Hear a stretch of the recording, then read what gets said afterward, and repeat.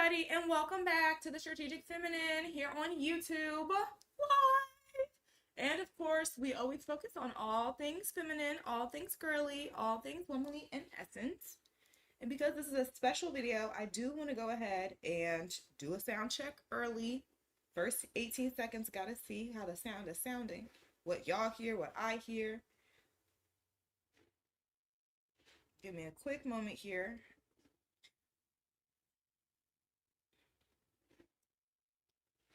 Hello. Okay, everything is crispy. Okay, cool.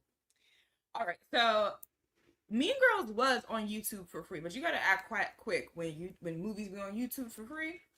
So I think what we're gonna go ahead and do is watch the clips, and because Paramount has it too, but really I wasn't really focusing on watching the whole movie. I feel like that's wasteless, and I just didn't see how I could do it with copyright. But if you guys hear the movie that's playing, I'm sorry, explain the scenes that's going on, and then explain how female covertness plays into this, female manipulation plays into this, and everything. I'm also going to see how it sounds with like hearing the TV on, and then we'll go on. So this is like the first scene that they have. We're going to go like in chronological order of the storyline because it's extremely important. Like the thing is, this happens with girl friendships more often than they think, right? And the thing is, a lot of female manipulation, it's undercover, it's nice, nasty, it's hard to detect. So again, you have to be able to be seasoned in this type of field or go through the ringer and the fire to be able to even know what you're looking at. Because when I first watched the movie, I'm thinking it's about this pink, these clothes, these boys, but then the covertness of everything else shows that every last one of these characters, really honest, can I be for real? Regina was not the villain here. And I mean, I think everyone has come to that conclusion now in 2025, but literally, y'all don't know how demonized the pretty rich blonde girl was in the early 2000s. And she could not catch a break, okay? And I think Regina George's character, at the time, we're mad at Regina because she has all of this, social capital or what have you. Or at least that's what the general population wants you to believe, that we no longer like mean girls like Regina who keep this hierarchy up. But really, after rewatching and rewatching over the years, and as I've, matured a little bit, it was always Katie and Janice who was foul. Always. I just look and I see how unusual their actions were and how it's not typical in girl fashion, and why I really do, think that we were fed a lie about girl world from an early age. We were told that the women with privilege, the women with power, the women with currency, those were the ones you had to look out for. And it's not that. That's not the case. Regina George wasn't out there looking around, picking on people or nothing, Regina George was living her life in her privilege, being rich, blonde, and it worked for her because she was the total package, Some of the other plastics, they had good things about them, but, more or less picking and choosing. Like Karen was dumb, right? So of course she's dumb. As pretty as she is, she was dumb. And then Gretchen was just so cowardly. It was just kind of hard to even see her in a place of power. She was always so underhanded, always so, mouthy, just like, girl, get yourself together. And then, of course, Katie, the two-faced manic pixie, the one who thinks everything's about her, the one who is narrating this whole shabla, and that's what I like about imperfect narrators, because they get to create a narrative until you rewatch and rewatch, kind of like Sex in the City. Sex in the City had like an imperfect narrator, which was Carrie, right? She was the worst type of girl. She wasn't like Charlotte, who was prim proper. She wasn't like Samantha, who was in her power and sexual. She wasn't even like Samantha, who was a girl boss. She was kind of a little bit of all of them, but then very sloppy overall. But she was an imperfect vessel, an imperfect narrator. So for a while, you thought, oh, all the other girls are wrong. I don't want to be none of these. And you mature and you're like, the narrator was imperfect. The narrator had a lot of things that we looked over. And I feel like that is exactly what Katie did, kind of. She had a lot of things going on. And of course, this movie is so iconic. They remade it. They made it into a musical. They made a knockoff, part 2 to this because it's so iconic. This was that movie, okay? And there's a reason why. So let's go ahead and start. I don't want to start with the Reginas. I don't. I want to start with Janice Ian, because that is the true mean girl here. Like, Janice Ian was always a freaking treacherous little biche. And I hate to say it like that, but like, what is going on? And who's in the chat while I'm here? Yes, so we're going to go ahead and watch Janice recruit Katie. And this is how all hate trains start. Now, again, I want y'all to understand.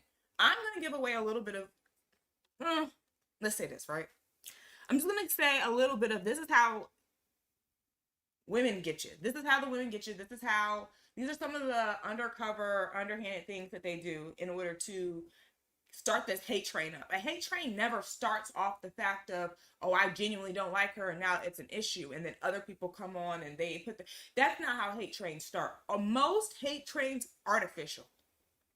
I'm not gonna lie to you, because you have people who they really have done dirt, really have done da da da, and their reputation speaks that way. A hate train, when you have a concentrated amount of individuals who want other concentrated amount of individuals to believe a particular narrative about a person, hard to be true, more than likely false. Hate train. Because again, like I say, you see people who they commit crimes, full-on crimes, and there's never that much of an opinion really about what they do or how they get down, right? So a hate train is something that's artificially started by your enemies or your predecessor, depending on, in order to get you removed from the power that you currently hold in whatever space and capacity that you have it in. That is a hate train. And Janice Ian picked Katie to start this because she already had a hate train going on. She just wasn't popping enough to be able to infiltrate the plastics herself. She used Katie as her vessel to get this hate train started. Like I said, hate trains are rarely organic.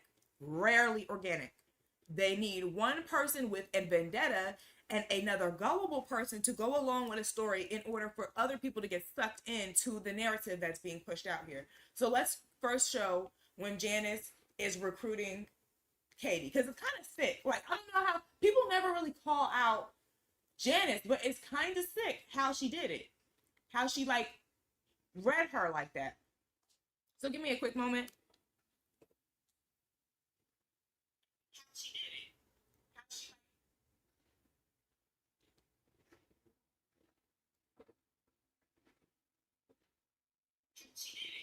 Have you got some hair color? Yeah. Or I don't know. Can y'all hear that? The color. Almost too big to function. Thank you. nice wig, Janice. What's it made of? Mom's chest hair. No, you can't hear I'm it. Janice. Hi, I'm Katie. Do you guys know where room G14 is? Health, Tuesday, Thursday. Wednesday. I'm gonna try that again because you really can't hear that. You really can't hear it.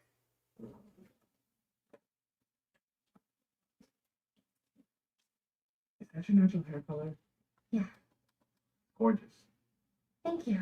See, this is the color I want. This is Damien. He's almost too gay to function. Nice to meet you. Nice wig, Janice. What's it made of? Your mom's chest hair. I'm Janice. Hi, I'm Katie. Do you guys know where room G14 is? Health, Tuesday, Thursday, room G14. I have to stop. That first part was very important. Janice introducing herself was important. What Janice introducing herself showed was, hey, who are you? But what it didn't show was that she had no social capital, right? And this is something that you won't know as a new girl. You're not going to be able to come in and say, oh, this girl's a weirdo. You don't know the history. You're new, right? So Janice used omission. That's kind of like it's a tactic of omission to go ahead and get her along her plans, right? Oh my God, is that a satanic symbol in the back? Wow. Wow. Y'all, look at, I don't know what timestamp this is in the actual movie. This literally one. It's literally crazy. But, or maybe it's the David Star. Okay, either one. So, yeah. No one knew that Janice was weird. Katie had no way of knowing what she did, what she didn't do, blah, blah, blah. What we do know from that quick interaction is that she does not have the respect of the men, period.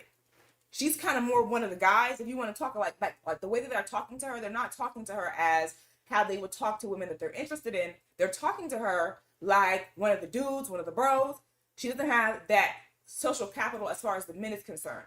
That's something we already can see in the introduction here. Oh, hello, Bantu beauties. How are you?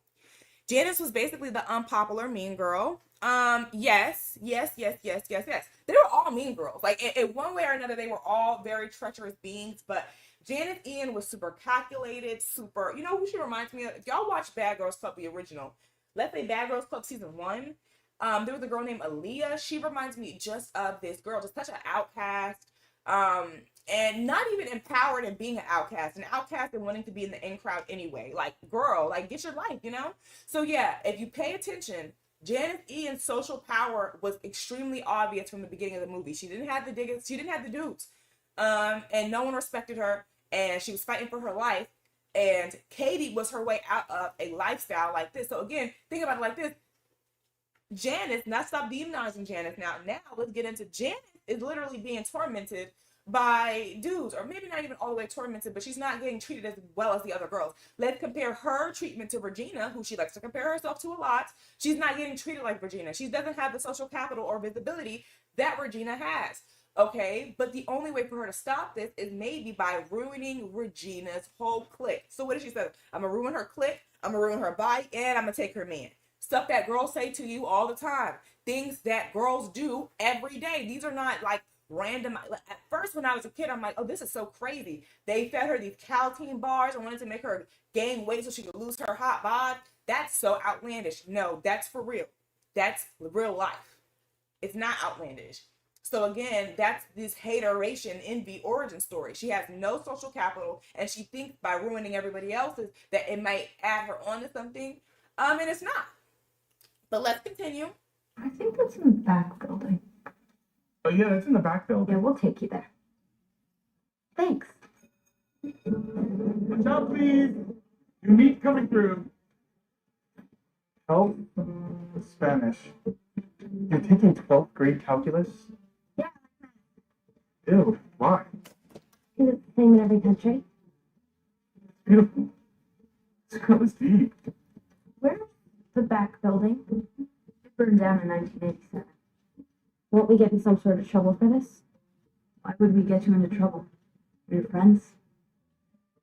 I know it's wrong to skip class. Cat. Cat. See, Janice just picked a sucker and she licked it. Easy. Why? Because when Katie came in here, she was gullible.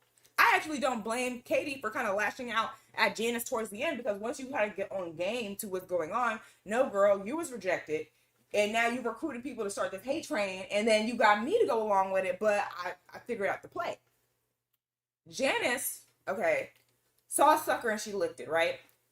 Ma'am, even if it was just health class or what have you, this is already showing the pathology of Janice. She's taking it, she's willing to lie and manipulate. And that's the thing about hate trains that people don't understand. Not people outside of the hate train, but people who go on par with it. People who, you, because you're cool with somebody or because you want to be in someone's good graces, you're willing to ride off like a little young boy and start beef and fights and all that type of stuff on behalf of another person, not on behalf of your own beef, your own problems, whatever went on with you. Literally, you'd be like, oh, I just want to get recruited. I just want to be able, to get up in the squad. And the only way for me to do that is to pick and target you. Okay, so that's the dynamic here. When she sat there and lied to you in your face and took you outside of class and then tried to use the we're your friends, how we're not going to get you in trouble type of thing, that's kind of crazy because you already did it. You just lied to me. You just lied to me. And that's a sucker and she looked at, but Katie was gullible at that time and continued to be, because Katie had a sense of belonging from being new that was just disgusting. It was just disgusting.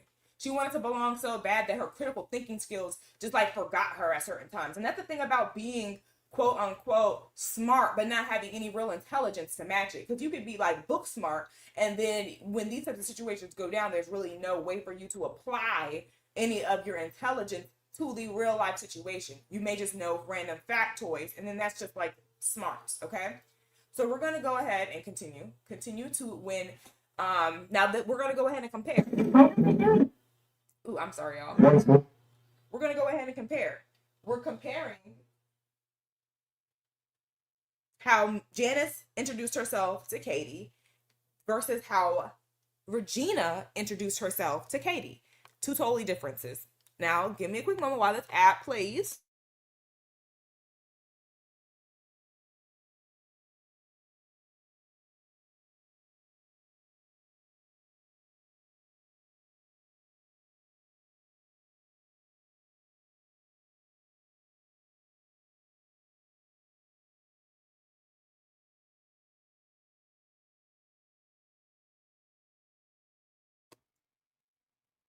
Okay, it's still here. I'm back.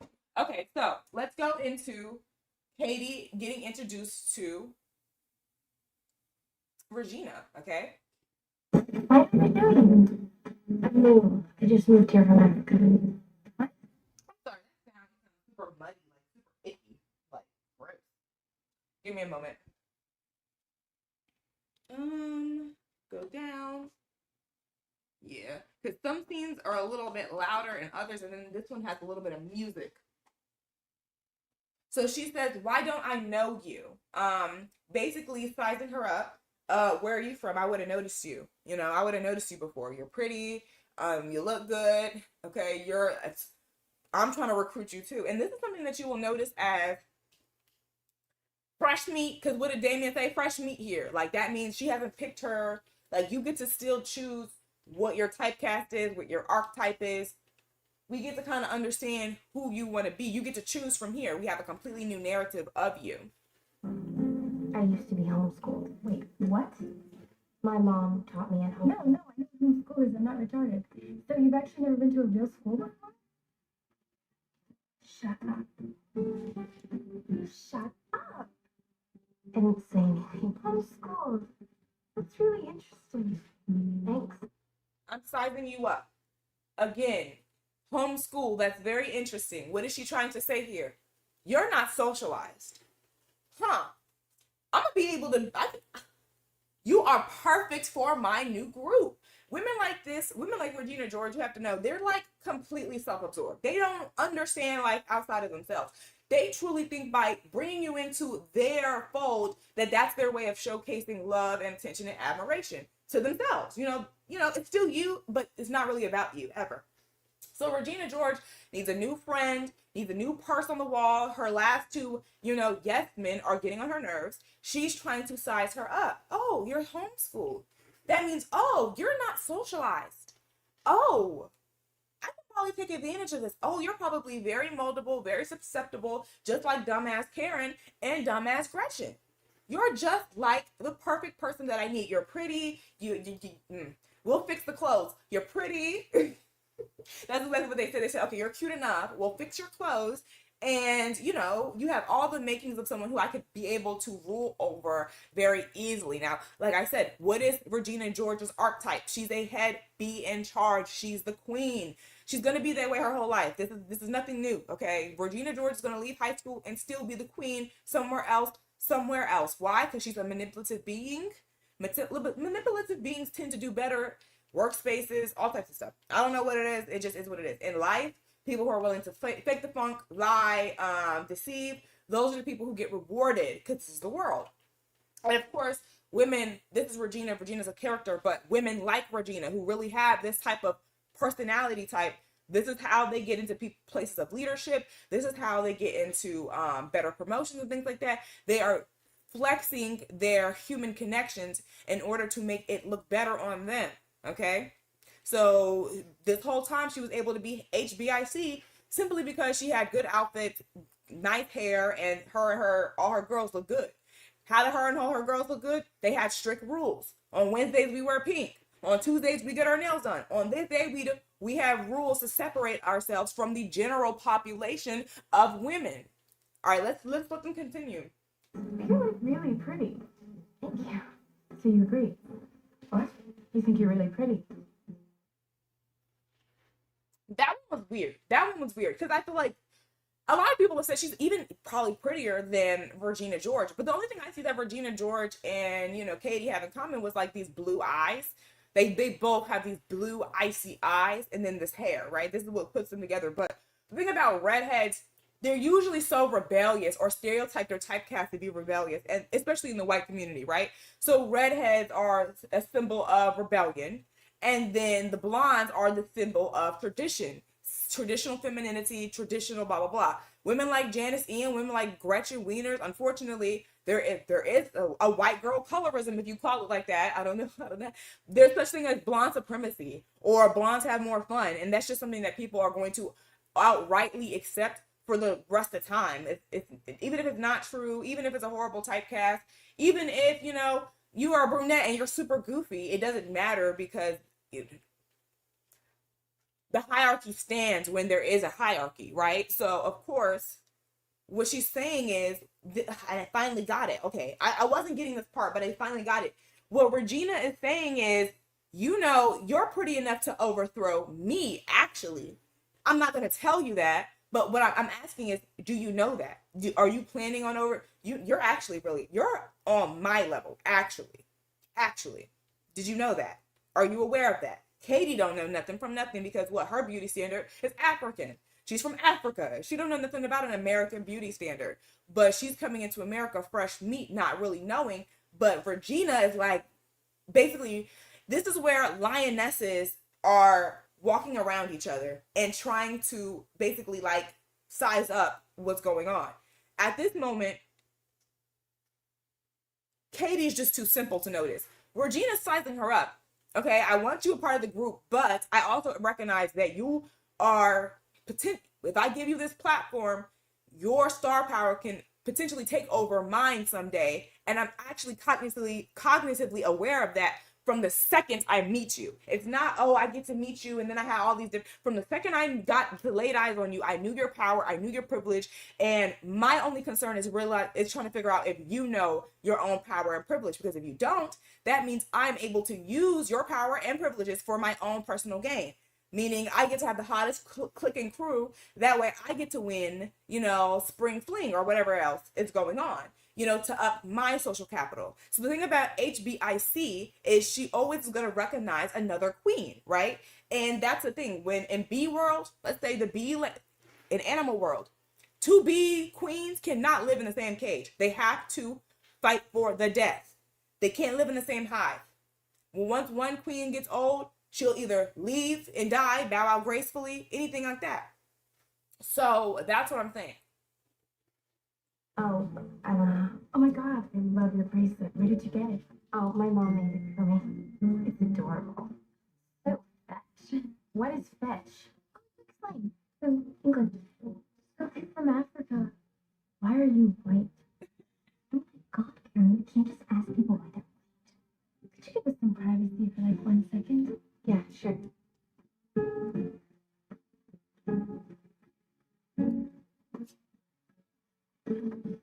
Okay, you should just know that we don't do this a lot, so this is like a really huge deal. We want to invite you to have lunch with us every day for the rest of the week. Oh, it's okay. Cool. So we'll see you tomorrow. On Wednesdays, we wear pink. Iconic.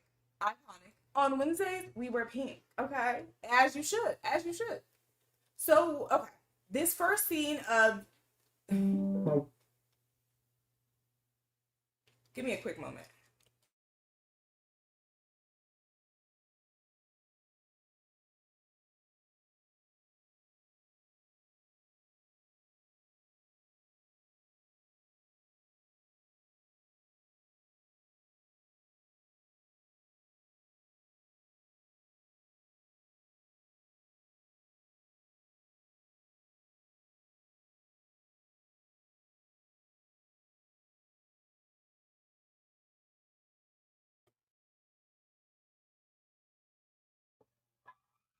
Okay. Ooh, okay. I'm jumping ahead. I'm sorry, y'all, because this is one of my favorite movies. The brunettes can also be seen as seductive. Absolutely. I think that came more in the later 2000s, though. I'm not going to lie to you. This is an early, and this is something that y'all have to realize. This is an early 2000s movie. So, not all the way true, but like it wasn't. That's true, but it's not. It wasn't reflected during this time period. Unfortunately, I think who is that girl? I think Gretchen was good representation for blonde seductiveness, but then I didn't know that she was Jewish. Had no idea. Had no idea. Let's go ahead and take a quick look. All right. So yeah, I like that. But this was absolutely. I definitely believe that, like personally. But this was early 2000s. So I think it was Janet and then the other girl who were kind of like, the representation for brunettes. And really, if I'm looking at it super deep, Janice had like black hair, jet black, almost giving emo, not all the way brunette. So we'll see, we'll see, we'll see. Let's fast forward all the way to, okay. So, okay, this happened. Regina recruited Katie. She's basically saying, hey, you're fly enough. You can sit with us. We do have rules, but, we don't ever do this, but we're recruiting you. So let's go to Katie trying to first assimilate with Regina's clique on behalf of Janice. We're going to see them go to the mall and then her house. Look at him. And this is why I call Katie a manic pixie, two-faced, because she was it was that lover girl element where she would just do anything for Aaron. But can we not forget, Aaron was definitely Regina's ex-boyfriend. You carried on this friendship with Regina knowing that you had a crush on her ex-boyfriend, but you never had the guts to ever express your feelings. And Regina has heckin' niggas. She had dudes. It would have been nothing for her to say, okay, I'm gonna take it, or I'm gonna share, I'm gonna pass it on. She may not have even felt comfortable with that, but the thing is, if you was really about that life, if that was your man, my man, or whatever. And that's why I think she's two-faced. The two-faced comes before the manic pixie, because not only is she just this limerence, she has this daydreaming quality about her. She also just is not rooted in reality. How are you friends with a girl and then dreaming about her ex-boyfriend? Even if you do not know that at the time that that's her ex-boyfriend, once you find out, you have two choices. Proceed with the man or proceed with the friend. You don't get to choose both. But that's what Katie's wrong is. She was just so two-faced. So the thing is, she wasn't really real enough to be able to say her true interests, her true likes, and what she needed as resources. So she had to go around and sneak around. She wanted to be in touch. She wanted to still be edgy and cool and not, traditionally popular like Janice, Ian, and Damien, right? She still wanted to be connected to the dweebs in a particular sense of the word, but she also wanted the privileges and loved the privileges of being associated with the plastics and would have never did anything to change it. So when you have, this is what we call a conflict of interest. When you have a conflict of interest, you usually do two-faced stuff like this, which is friends with somebody in real life, but talking behind their back. Two-faced. Oh, we cool. This my homegirl. We always show up together, but I secretly have a crush on her man's though. That's how this type of pathology starts. It's like a two-faced, manic pixie, lover girl, romantic type chick. And Katie was smart, but she was not on game like that. She was socially not adept. Think about it. Talk to him. Hey, you're the Africa girl, right? Yeah. I'm Kevin Apor, captain of the North Shore Mathletes. We participate in math challenges against other high schools around the state, and we can get twice as much funding if we've got a girl. So you should think about joining. Oh, you'd be perfect for it. Yeah, definitely. Great. Let me give you my card. Okay, so think it over, because we'd like to get jackets.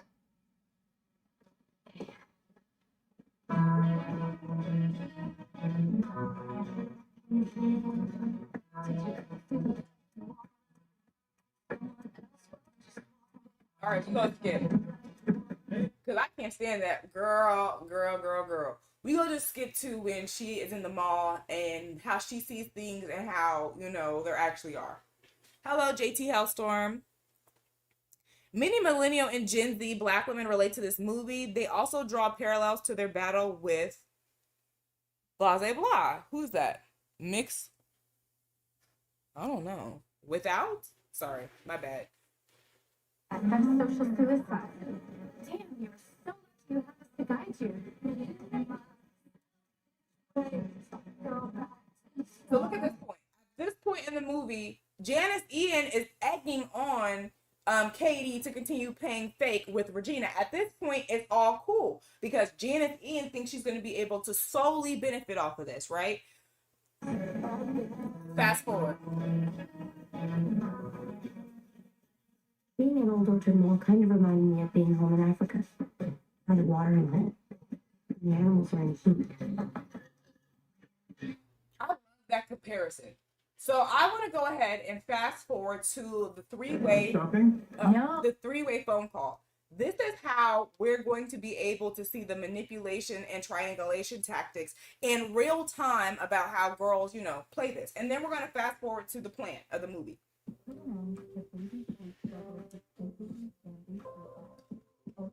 And let me double check the audio just to make sure everything is still copacetic on my end. Shopping? No, I'm just here with my boyfriend. Joking. Sometimes older people make jokes.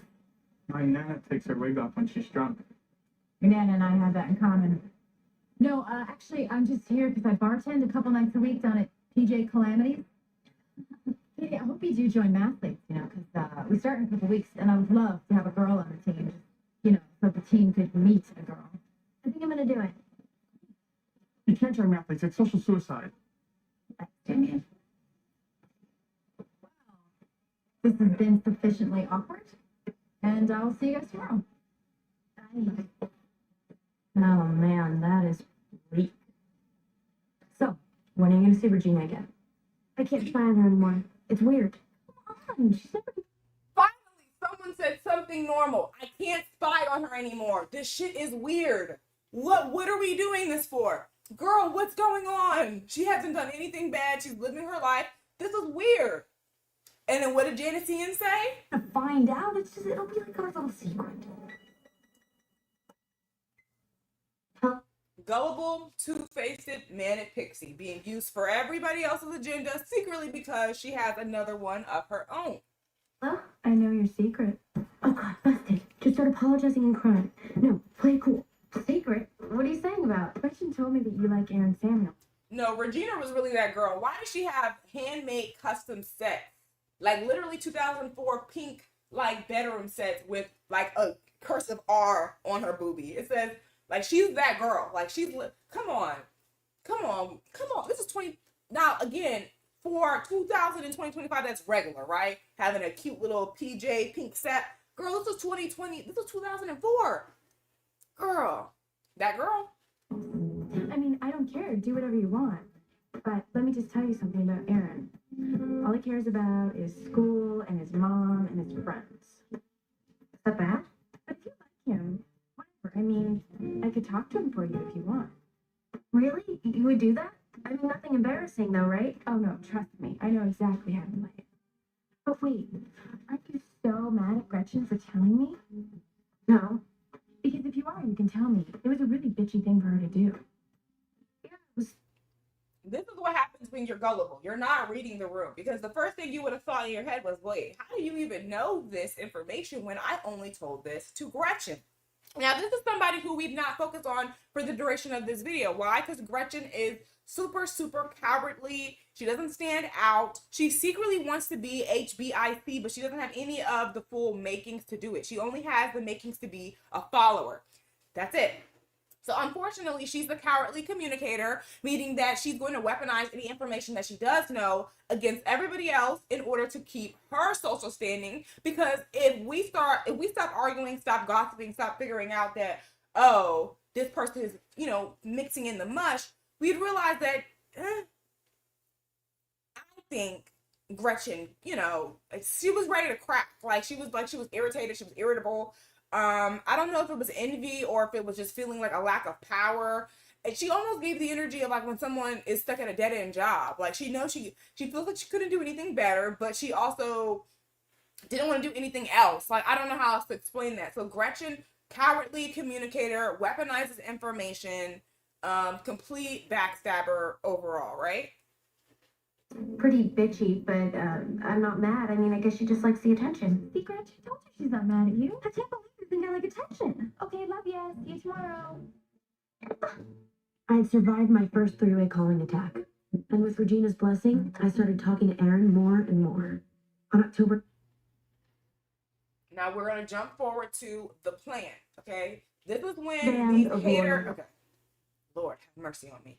This is when these hater girls came together and said, okay, this girl, she's too powerful. She got too much going on. She's stealing the dudes I like. This can't be. I am no longer going to stand for this. We, as a vigilante ragtag team of bitches, that's always how it goes down, isn't it? Ragtag team of girlies come together and say, we're going to take down the top boss. She got too much power, too much currency. Forget this chick, right? They get a plan. We're going to mess up her friendships. we gonna mess up her situation with her man because that really should be my man. But even though I was liking on your man first, but it is what it is what it is. You know, because if she wasn't so cowardly, Katie, she could have just told Aaron how she felt, told Regina how she felt, and the situation would still be the same, you know? So let's look at this ragtag team of Team A, Band of 18 type loyal girls. followers. Click it up. Okay. If we want this to work, you are gonna have to keep hanging out with them like nothing is wrong. Can you do it? I can do it. Okay, let's rock this bitch. So this is the plan for revenge. The evil plan of revenge is we're going to take away Aaron Samuels, your hot candy, eye candy dude. We're going to ruin your hot bod. How are we going to ruin your hot bod? We are going to unknowingly feed you calories that you're actively denying you want in your body. You're saying you don't want any calories. You're trying to tone down or whatever. We're going to give you calories against your consent to change the chemical and shape and makeup of your body.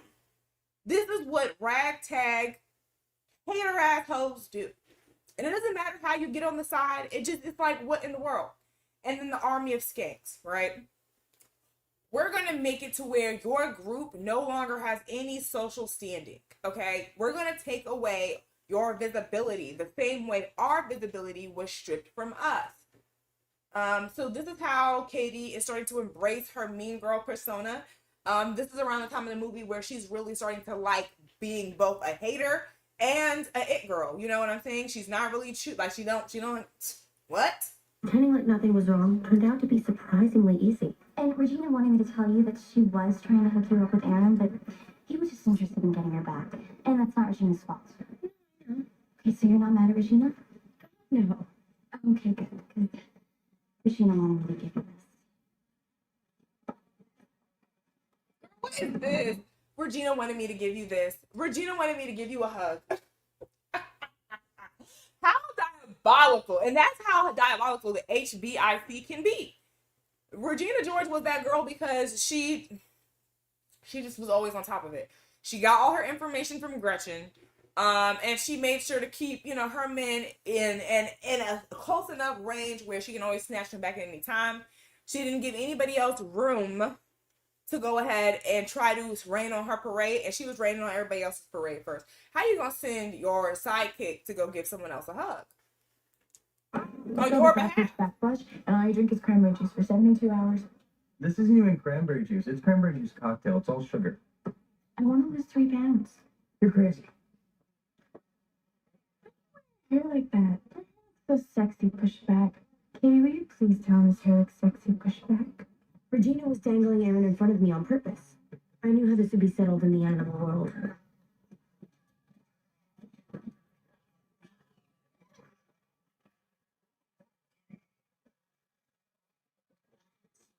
This was girl world.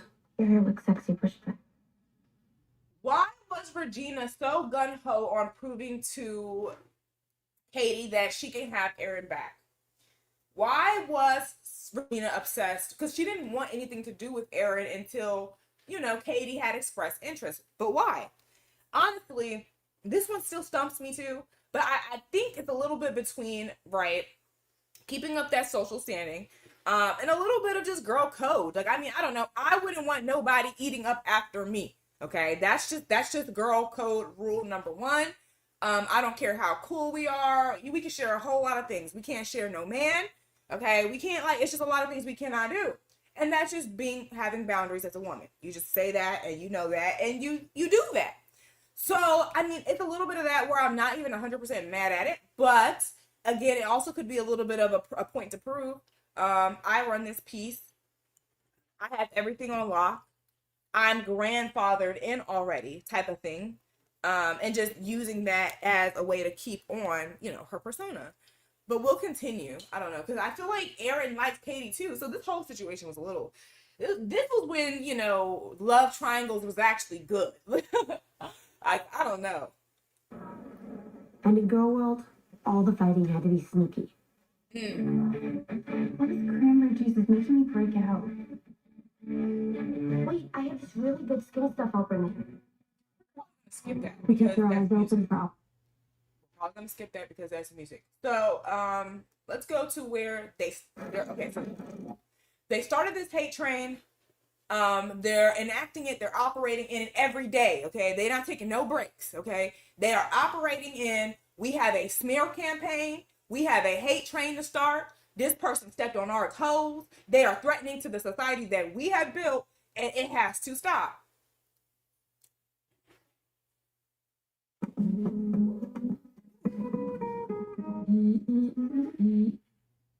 Do you know Hobby Lobby has hundreds of incredible products on sale every single week? Poor Hobby. Oh, and like Swedish or something. Yeah, there's some weird ingredient in them that's not legal in the US yet. Ephedrine? No. Phentermine? No. It burns carbs. It just burns up all your carbs. I really want to lose 3 pounds. Oh my god, what are you talking about? You're so skinny. Shut up. See, yes man, that's their job, right? And she knew that Katie wasn't the yes man type. She really didn't even look at Katie to affirm her. She looked at Blondie and the cowardly communicator. So Gretchen, this is kind of a little bit weird because it's like your own. To me, I see this as you're poisoning someone's body in a sense. So you're going out your way to poison someone's body by unknowingly feeding them something that they do not want. They are actively saying they don't want to intake this chemical, this substance, this nutrients, whatever it is. And you're sneaking it into them secretly, deceptively through food. This is where this gets twisted. The weird thing about hanging out with Regina was that I could hate her, and at the same time, I still wanted her to like me. These really good eyebrows. Thanks. Move. Same with Gretchen. The meaner Regina was to her, the more Gretchen tried to win Regina back. She knew it was better to be in the plastics, hating life, than to not be in it all. Because being with the plastics was like being famous. People looked at you all the time, and everybody just knew stuff about you. New girl moved here from Africa. I saw Katie Heron wearing orange pants and flip-flops, so I bought orange pants and flip-flops. That kitty girl is hot. She might even be. This explains what social hierarchy is. This explains what it means to have visibility. What did Katie say?